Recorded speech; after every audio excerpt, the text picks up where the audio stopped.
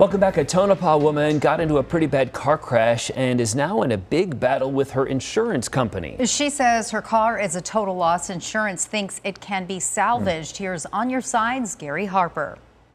Well, this viewer had a collision way back in November. Now, since then, she's been saying that her vehicle should have been deemed a total loss because the car had a bent frame.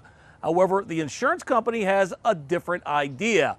In the meantime, she's been without a vehicle for 5 months now. You're looking at dashcam video that captures Sharon Wilhoit's collision back in November.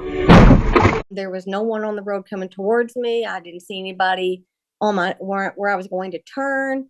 And when I turned, I hit him. I don't know where he came from. No one was injured, but the collision caused a lot of damage to Sharon's 2021 Dodge Durango. As a result, Sharon filed a claim with her insurance company, Progressive Insurance, which had an adjuster assess the damage. What happens? You file your claim and walk me through what happens next. And then he came back and he told me that he had an estimate for the car, but he really thought it was going to be a total loss because the frame had been damaged and bent. And usually when a frame is damaged, it would be considered a total loss. So you can imagine Sharon's surprise when Progressive's adjuster later changed his mind and decided her wrecked car could actually be repaired, even with a bent frame. And then he came back and he said, you know, really, this is a newer car, so I just can't justify writing it off as a total loss because the value of the car is more than the damages.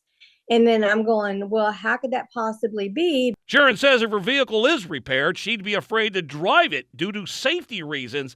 And then there's this. I'm also being told that now, since the frame is bent, the car is worthless. I could never trade it in. I could never sell it. It is absolutely worthless. Why do you think Progressive has dug in their heels like this and just says, nope, it's going to be fixed? I wish I knew. I honestly wish I knew. Progressive Insurance has put Sharon's SUV in 4 different repair centers since November, and she says it could be another 6 weeks before it's fully repaired. So what does Progressive have to say about Sharon's issue? Well, not much. In fact, Progressive has refused to talk to On Your Side. I get angry. I get so mad I cry. I don't know what to do at this point. You're fed up and frustrated. 100%. 100%.